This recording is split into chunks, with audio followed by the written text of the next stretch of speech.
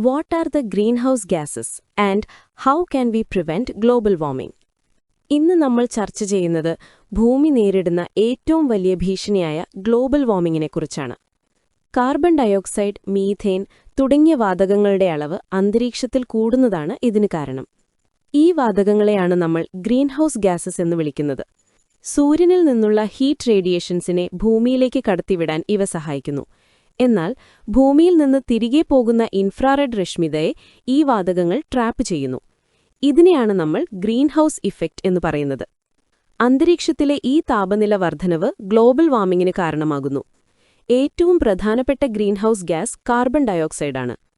Global വാർമിങ്ങിൽ 55% carbon ഡയോക്സൈഡിന്റെ പങ്കാണ്. മീഥേൻ ഗ്യാസ് 15% ഇതിന് കാരണമാകുന്നു. നൈട്രസ് ഓക്സൈഡ്, ക്ലോറോ കാർബൺ എന്നിവയാണ് മറ്റു പ്രധാന വാതകങ്ങൾ.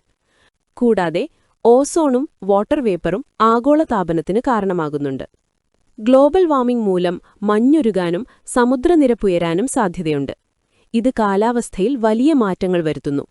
ഇത് തടയാൻ നമ്മൾ എക്കോ ഫ്രണ്ട്ലി ഫ്യൂവൽസ് ഉപയോഗിക്കണം. CNG അഥവാ കംപ്രസ്ഡ് നാച്ചുറൽ ഗ്യാസ് ഇതിനൊരു മികച്ച പരിഹാരമാണ്. മലിനീകരണം കുറഞ്ഞ ഒരു വെഹിക്കിൾ ഫ്യൂവലാണിത്. ഇതിലെ പ്രധാന ഘടകം മീഥേൻ ഗ്യാസാണ്. LNG അഥവാ ലിക്വിഫൈഡ് നാച്ചുറൽ ഗ്യാസ് ആണ് മറ്റൊരുദാഹരണം. മറ്റിന്ധനങ്ങളെ അപേക്ഷിച്ച് ഇതിൽ കാർബൺ എമിഷൻ വളരെ കുറവാണ്. കേരളത്തിൽ ഗെയിൽ പദ്ധതിയിലൂടെ ഇന്ന് LNG ലഭ്യമാണ്. ഇൻഡസ്ട്രിയൽ, ഡൊമസ്റ്റിക് ആവശ്യങ്ങൾക്കായി നമുക്കിതുപയോഗിക്കാം. പ്രകൃതി സൗഹൃദ ഇന്ധനങ്ങൾ ഉപയോഗിക്കുന്നത് ആഗോളതാപനം കുറയ്ക്കാൻ സഹായിക്കും. നമ്മുടെ ഭൂമിയെ സംരക്ഷിക്കേണ്ടത് ഓരോരുത്തരുടെയും കടമയാണ്.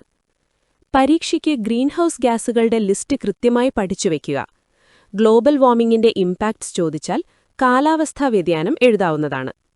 ഈ വീഡിയോ നിങ്ങൾക്ക് ഉപകാരപ്പെട്ടെങ്കിൽ ലൈക്ക് ചെയ്യാനും ഷെയർ ചെയ്യാനും മറക്കരുത്. അടുത്തതായി ഏത് വീഡിയോ ആണ് നിങ്ങൾക്ക് വേണ്ടത്? നിങ്ങളുടെ അഭിപ്രായങ്ങൾ കമന്റിൽ അറിയിക്കുക. Online for all of Kerala, offline for Palakkad.